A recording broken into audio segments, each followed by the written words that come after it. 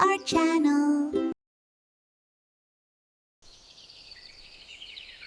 Once upon a time, in a sunny green forest, there lived a tiny yellow bird named Pip.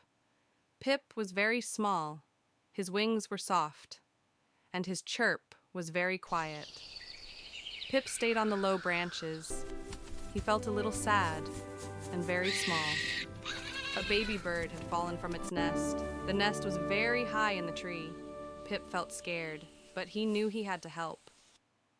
Pip took a deep breath. He wobbled. He shook. But he did not stop. Pip did it. He helped the baby bird get home.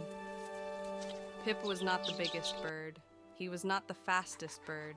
But he was kind, and he was brave. And from that day on, Pip flew a little higher.